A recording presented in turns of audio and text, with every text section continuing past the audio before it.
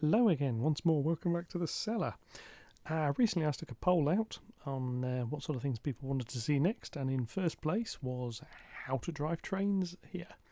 So yeah, I've split this one into two parts for length. So the first one is how to drive a train.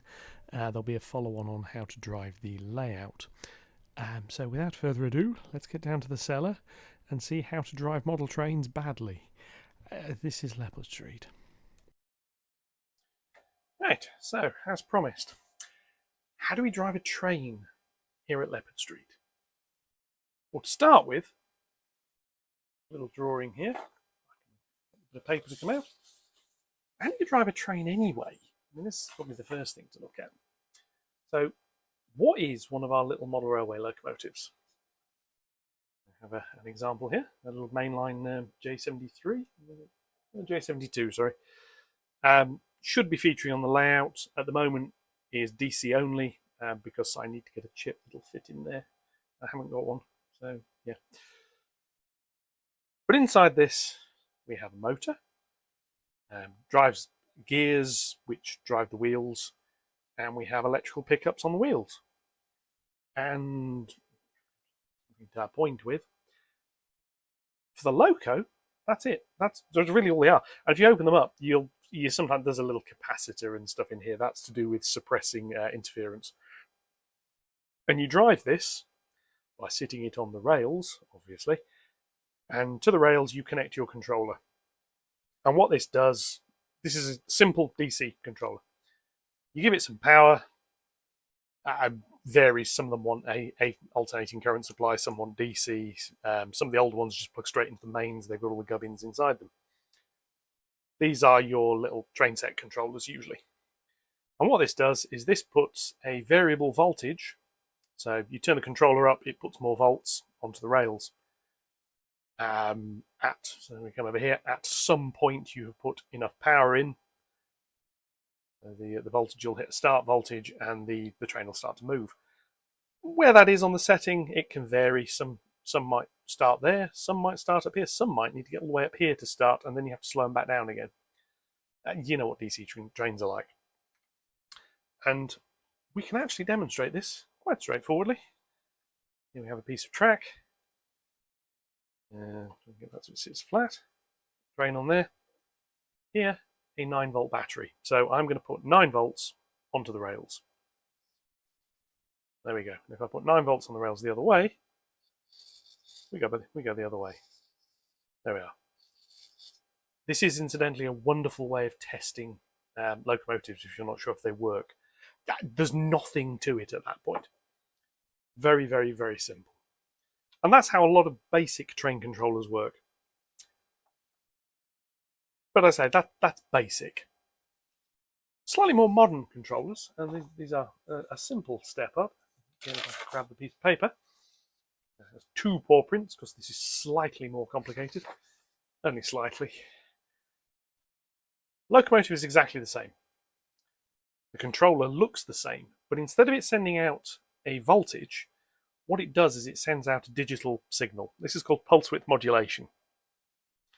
So performance-wise, it looks the same. From the user's point of view, there is no difference, really. Performance at low speed is slightly better.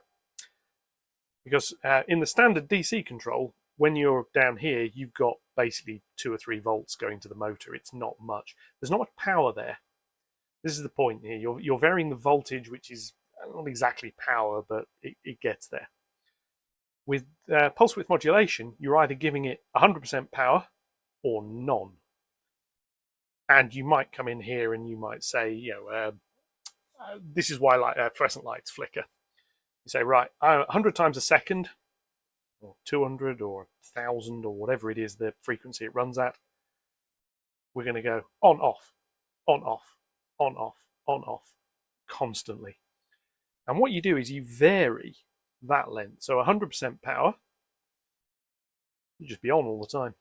And it'll go at full speed. And that is exactly the same as your previous controller turned up to full. 0% power, M is 0 and S is 100%. And it's turned off. And it's exactly the same again. 50-50, it's at full power half the time. And it's off half the time. But it's done quickly enough the motor runs basically at half speed. But when it's moving, the magic inside the motor, I'm not going to go into how a motor works. If anybody's interested in that, leave some comments, because it's interesting, but it's magic. Just think of it as magic. Magnets, how do they work? There's no Mormons around here. So what you have with this is you get better start performance, because effectively, even when you're down here somewhere, you're giving it a kick, and you're giving it a kick at full power. So you can get better start performance of these. Better controllers use this sort of method, because it gives slightly better performance. You can also do all sorts of other little bits of trickery in this. You can get feedback controllers. What they do is they, in very brief terms, they very briefly cut the power, and they measure a field effect called back EMF that comes out of the motor, and you can use that to determine how fast the motor's spinning. So it can say, oh, very low speed here. You can get basically a performance curve that looks a bit more like that as a straight line, because it knows when you're saying I want really low speed, it'll give it a bit more oomph until it moves, and then it can slow down. But that's by the by. So you probably won't find one of those in a train set, but the better controllers can do that. You can incidentally do this quite easily using an Arduino, a little microcontroller. If you've ever built this, Aaron, I haven't got it with me down here. It's actually upstairs. My little test DC controller, which I use when I buy a new locomotive off eBay and I want to test it, is an Arduino Nano with a little motor shield. And what it does is it just basically builds this. And I've got a little knob you twiddle with, because I've got the sense of humour of a 5-year-old, sorry. Yes, we'll sit here and we'll twiddle with the knob, and we can press buttons and do all sorts of little things. I'll show that one at some point. It's fairly straightforward if anybody wants to build one. There's loads of examples online, but I'll show the one I've got eventually. That's pulse width modulation. I don't use that here. Not much, anyway. I use it a little bit when I'm testing things. I also use the simple one because I can just use battery now, because I've bought a battery, no expense spared here. You move on to digital. Now, this is the scary one, but it's actually the same pulse width modulation system we've just seen as far as the motor's concerned.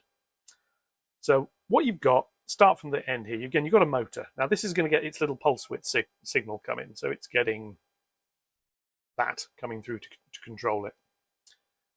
And it comes out of the chip. This is a little computer chip. These things sit inside the train, and I've got one. Yeah, here's one waiting to go inside. There's a chip on here, and there's a whole load of other bits and pieces, so this can drive a motor. Zemo ones, very good, very cheap. They do some more expensive ones as well. I use those ones because they're cheap. So where does that get its power from? Because we've only got 2 wires, don't forget, and we've got to get power, and we've got to get control signals to this. Hornby have done some very clever ones which control over Bluetooth, so you just put power into the bottom of it and you drive it using your phone. I'm not using that. There's various reasons I'm not using that, but I'm not using that. One of them is it came along after I started. So we're going to put into the track, we're going to put in an alternating current signal. Now, alternating current, I mean, what the DCC waveform is something like that.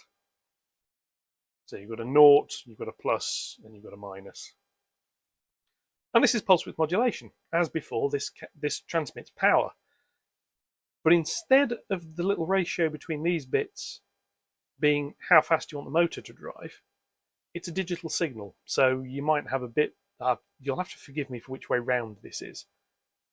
I think that's a 1. And that's a 0. So you're getting the same power. This is fairly high frequency. But you can send a signal, noughts and ones, binary signal. So this DCC base station, and we'll have a look at one shortly, takes power in, and it puts out power. And I forget which it is. I think it just puts out a string of 1s by default. That puts power on the track. It doesn't do anything because the decoder sees that and it says, well, there's no information here, so I'm not going to do anything. But you can send out a series of noughts and ones, and it's a black art. Excuse me. I did look at how to do this because there's some very, very clever people have done it. What But what it does is this sends digital signals out onto the track, and these can be for anything. You can have, I think it's up to 10,000 locos on this thing. I think the actual spec is something like 13,000. And so that's how many locos you can, in theory, control. In practice, you can't. There's only so much space in the packet system, really, before it starts to fall over. It'll work, but you lose responsiveness. You might, if you've got, say, 5,000 locos running and you tell one of them to stop, it can be a little while before that stop signal reaches it. So I'm using 3 or 4. I'm not going to have a problem here. If you're using a dozen or a few locos like that, you're not going to have problems. But it can send out signals to the locomotives. It can send signals to the motors, to the lights, to the speakers. You can send functions out to accessory controllers, which are just basically hardwired in. They don't go through wheels and the pickups, so they tend to be a bit more reliable. You can control points. There's all sorts of things. There's many controllers and base stations. The simple one is probably the Hornby Select, which is a simple little base station. It is very basic, but it can drive trains. It can program the address for a train to drive on. I believe it can control some points. It can't control many. And that works. And you get all more complicated systems. Zemo do some very expensive systems. Lens do some systems. I've had a Lens 100 before. Unfortunately, a roof fell in. It got rather wet, so I had to get rid of that. But that generates this, and this talks to controllers. Some can only talk to a single controller. Some can talk to multiple controllers. And you give your loco address. So locomotive 4472 is the one I'm going to control. And again, you play with your knob, and the train moves. Snigger, snigger. Interesting with DCC, however, you are in control of what this curve looks like. There's still a start point. The motor being the motor, there's still a level below which it won't move. You can tell the software that is your 0% point. So anything in there, it just ignores. You turn it very, very slightly, and that becomes step 1, and the train starts moving. You can have a linear profile. You can have a curve, so you've got a little bit more control at low speed. You can have a more extreme curve, so like for a shunting locomotive, you might have 50% of the travel on the knob being the lowest 10% of the speed. And then, because you're never going to use the top end, it's a shunter, you're never going to use the top end speed. So you want all the control at the bottom end. And in a nutshell, that's a DCC system. Now, you can get ones that talk to computers, you can get ones that talk to your phone. There's all sorts of things. DCC-EX, which are the people behind the system I actually use, they've just done an all-in-one base controller designed to talk to phones and other bits and pieces and just work out of the box. Looks wonderful. I don't have one because I don't need it. So, what does Leopard Street look like? Because it's based on that. Now, those of you who've seen the board have seen all the wires that live underneath the board. They say DCC is just 2 wires, and it can be if all you ever want to do is drive a train. So, yeah. So what I've got is I've basically got the exact same system. It's split into electrical blocks. I'm going to go and have the layout is driven in another video. Basically, each block has a little magic box on it that can say whether there's a train in that block or not. But otherwise, it's DCC out, goes into a chip. I've not drawn the lights because most of my locomotives don't have them, and that drives the motor. Then we have the DCC-EX base station. We'll have a look at this in a minute. This is connected up over Wi-Fi. So this talks to my PC, which runs JMRI. Speaking of which, I will start firing that up so that when I come to want it, it is ready. That has a system that it can talk to a phone, use a phone as a throttle. When it's just me down here and I'm driving trains, I tend to use my phone to drive them because it's very, very simple. Turn that on. When I'm making videos, I can't because I'm using the phone to make the video with. You can use the JMRI software itself. You can have a throttle within the software. You can have automation, which I'm also playing around with, which drives trains as well. So, that's how it works here. Let's have a look at this in practice and see how it's actually set up. So here we are. This is my DCC-EX base station. Power comes in on these 2 wires. It's white and brown wire. This is a 15 volt supply, 7 amp, which lives in that box over there. The wires sort of come all the way over here. The unit itself is an Arduino Mega, a clone, which you can get these on eBay for 15-20 quid. They were under a tenner when I got this one. There is a motor control shield. This is designed by the people that do DCC-EX themselves. It's the only expensive part of the system. This is about £45. It can control 2 channels. So look here, I've got main layout and there's a programming channel. It can stick 5 amps out on each of those, which is, if you think of that as 5 locos running at a time, probably more than 5, that's fine. And the bit on top is the Wi-Fi. It has a little screen that sits down here. It says it's the DCC-EX version 5.07. Track power is currently on, as witnessed by those yellow LEDs in there. And turn that off, turn it back on again. The programming track, which is this siding these coaches are sitting on here, has a little switch that I can say I want it to be main track, programming, or in the middle I can just switch it off if I want to isolate it for some reason. And this unit itself, DCC-EX, very, very clever little system. You can see round here, that silvery thing with a white bit in the middle, that's a USB port. You can plug this into a computer and you can tell it to drive trains directly, and it will. You don't need any fancy software. You can just connect something that can talk to the serial port. You can send this the appropriate commands. It will drive the trains.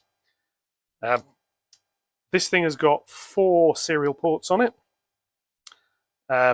This thing that sits on the top is the Wi-Fi adapter. That's using one of them. Using the same one actually that's connected to. So you can have one or the other, but not both. The thing that sits at the back here is an Arduino Nano. This is talking to another serial port, and as you can see, it's got 2 buttons on it.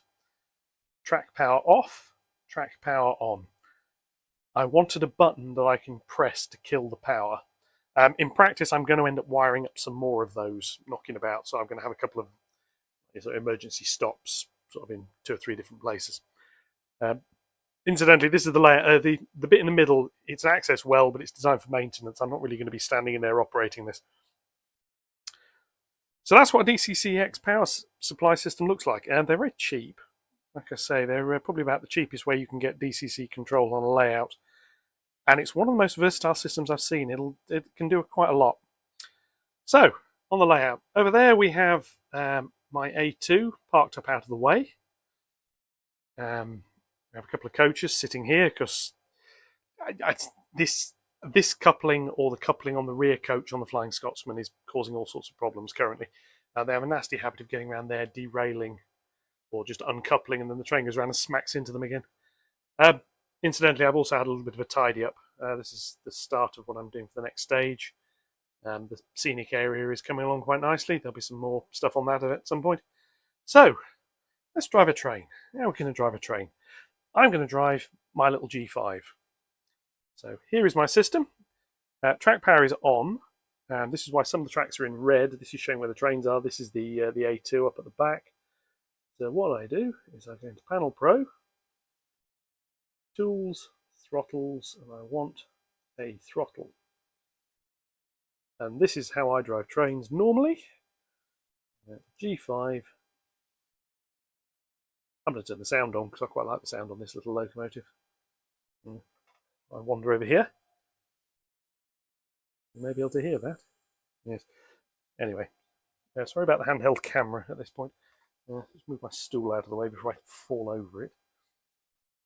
Right, so over here. Have a little go.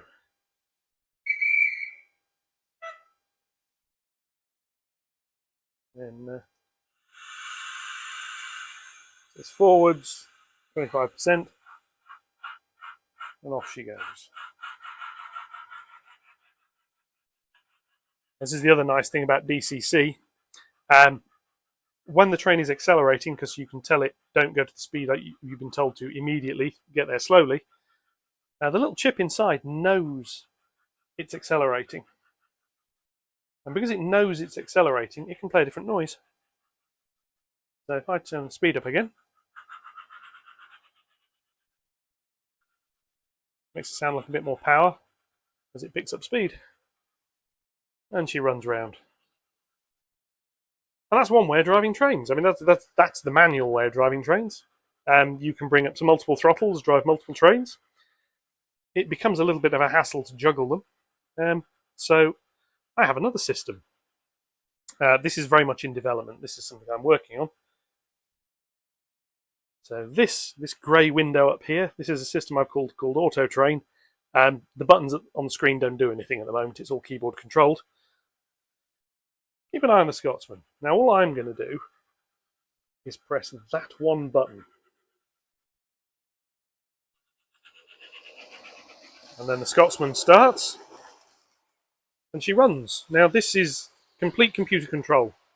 The computer has set the route, and when I come to do another video on how the layout is driven, which is Mosquito and a whole load of other bits and pieces, the sensors and so on and so forth work, it talks to that system. So she runs round, she slows down when she's coming through the fiddle yard, and then she picks up speed again as she leaves it. And round she goes. But it does a little bit more than that, which you'll see in a moment. This is driving trains in a slightly more automated way. I did have a comment, I put a little short video out on this system. I did have a comment about, why are you driving them with a computer? Why not drive them by hand? Surely that's more fun. Oh, look at that, another one started, and that's automatic. As the Scotsman comes in on its second run, this little freight train starts, and then the Scotsman stops. So why not drive them like this? Why not drive them by hand? Well, here, for example, I can drive my little G5. Really is a beautiful little locomotive, that. That's the Bachmann TMC exclusive. Bought sound fitted, quite expensive, but got on a deal, and yeah, I did a review video. So I can drive that little locomotive around, and while I'm driving that, there's other trains just moving in the background. See the little J52s coming round. You can see it a little bit better. I've moved the Scalextrics box. But she comes round. Oh, Scotsman starts up again. And these will just run. And they'll run until I tell them to stop, quite frankly. And I'm going to press a button which will tell them to stop. So they've now been told when the Scotsman finishes its route, stop and don't start the other train going. So she'll rumble round here. She'll come to a halt. Like that. Meanwhile, the G5's rumbling round, and I'm going to bring her to a halt. In fact, I don't think I'm going to bring her to a halt now.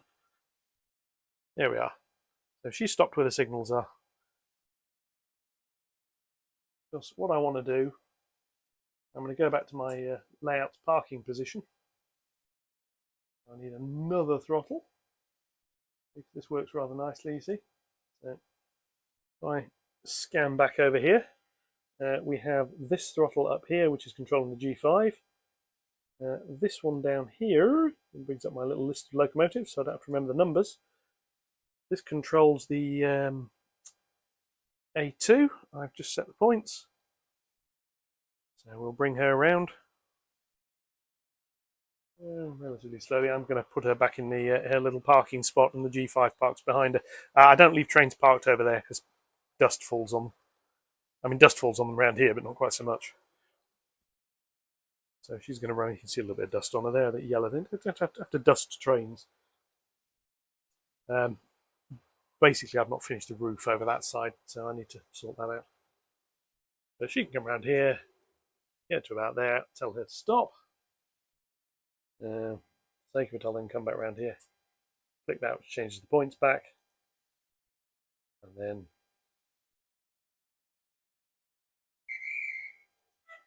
just because I like the whistling sound. Sorry, I'm a child. Off she comes. And I shall bring her back round into a little parking position, and then that's that. The automation at the moment only does the little J52 and the Flying Scotsman. It will eventually control this outer loop. There is a slight problem. This curve I bodged. The distance between the tracks is insufficient. So if I run the A1 and the A2 together, they hit each other. So I need to put some code in so that it says only one of them can go at once. Another advantage of automation. Bit of error checking. So here we come. And this, yeah, so just bring her in to position and then hit stop. I should have cleared the, basically I clear these points here, and if I want to run the freight train round I can. There we go. Turn the sound off. Now, as I mentioned earlier, this didn't necessarily all go to plan. Originally, the star of the show was my D49 Cheshire. Lovely little loco. I really do like her. Problem is, I think I mentioned in a previous video, which I something I forgot, which is why she's not in the star of this. Her leading pony truck, there's on the bogie at the front, derails going over diamond crossings, or rather over one diamond crossing. She'll cope with that one. The one over there, she tends to come off the rails at, which causes all sorts of problems. So that's why she's sat back in the siding. But yes, that's a brief overview of how I drive trains here. Yeah, I mean, there's going to be a lot more of this sort of thing in the future. But I hope you found that informative.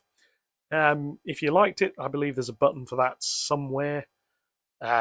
Sharing this, subscribing, which is free. It's one of those things. If you like what we're doing here, hit subscribe. You'll probably get notifications if you click the bell thing.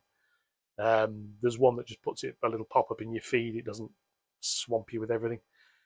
Yeah, so that's that. Thank you very much for watching. I will catch you all in the next one. Thank you very much, and goodbye.